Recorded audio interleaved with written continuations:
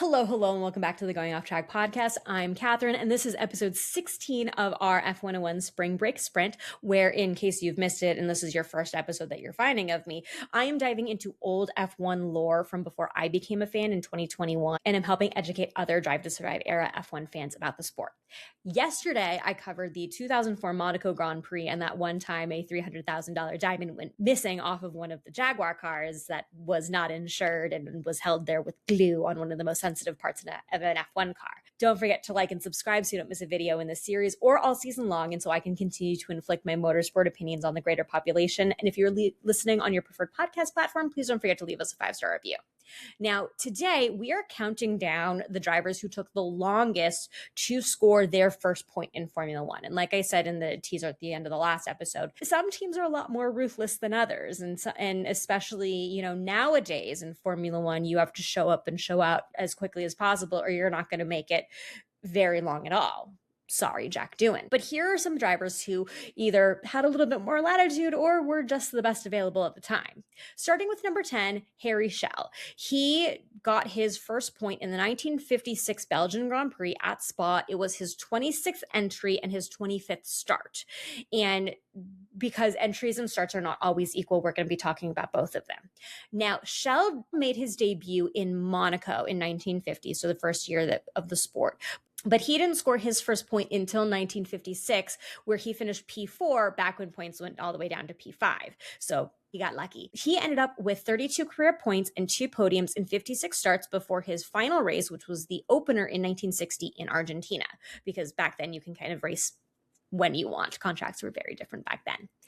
Moving on to number 9. This is a familiar name for those of you who have been watching Formula One for a couple of years, especially if you watched the 2021 Abu Dhabi Grand Prix for any reason.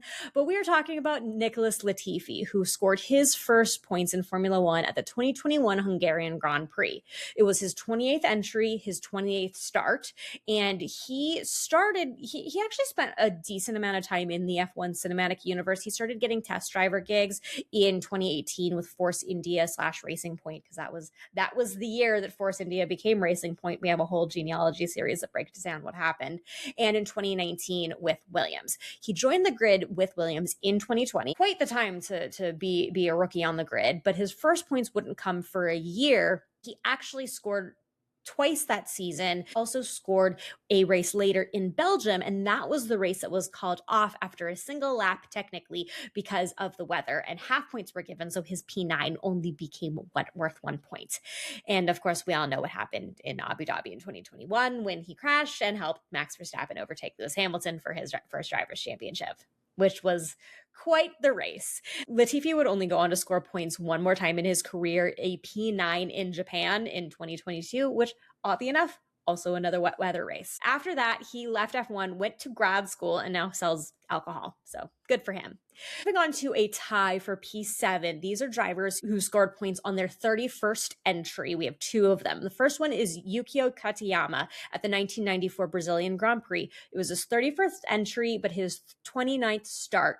He joined F1 in 1992 and kicked off the season in 1994 with points in Brazil for P5. He would go on to score points at San Marino and Silverstone, and those are the only points that he would ever score in Formula One. But he stayed on the grid for 3 more seasons before leaving in 1997. Tied with him in P7 is Alex Caffey, the 1989 Monaco Grand Prix. So if there's any great place to score your first points in Formula One, it's Monaco. This was also his 31st entry, but his 26th start. His first full season on the grid was in 1987 and finished just off the podium in P4. So clearly it worked out for him that day. He would also only go on to score points in a couple more races, 2 more specifically, one P6 in Canada and then a P5 in Monaco in 1990. And that was it.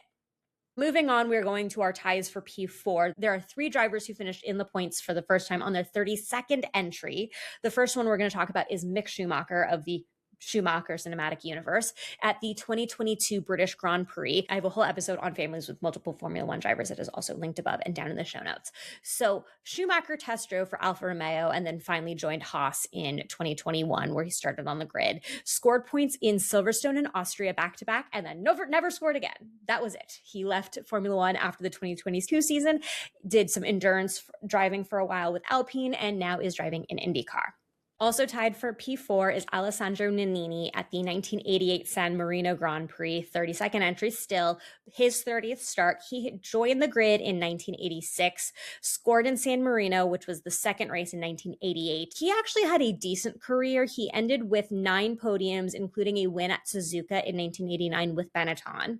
So one I think actually one of the highlights on this list, other than who is currently in P3, but we'll get there in a second. The other tie for P4 is Felipe Alliot at the 1986 Mexican Grand Prix, different from the Mexico City Grand Prix because the branding was different. It was his 32nd entry, but only his 28th start. He joined the grid in 1984 and finally was able to score his first points in the second last race of the 86 season in Mexico. He would go on for 5 more points finishes, and his last full season was in 1993, but he made 2 more appearances in 1994. And now, arguably the most successful driver on this list is a driver that we know now because it's George Russell. And we already talked about the race that he scored his first points in episode 12 at the 2020 Sakir Grand Prix, which was the race that he should have won and ultimately finished P9. As we know, he joined the grid full-time in 2019 with Williams. He is part of the rookie class of 2019 that is one of the most successful rookie classes that we've seen in modern Formula One, and is obviously currently driving full-time with Mercedes and not just the super sub that he was when Lewis tested positive for COVID.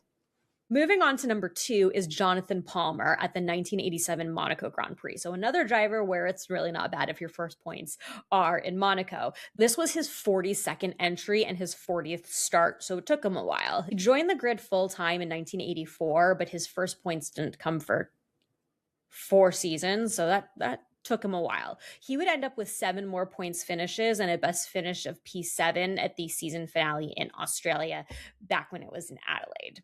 He's also the father of Julian Palmer, who now does commentary for F1, who got his first points in his 16th race of the 2016 season. So he did it a little faster than his dad. And we have a whole episode, like I said, about F1 family members, because it's not just the Schumachers. There's a lot of them. And then in number 1, the driver that took the longest to score his first point is Nicola Larini at the 1994 San Marino GP. And if you are somehow not new to Formula One and you know about that race, you know that that was a race that has gone down in infamy in Formula One.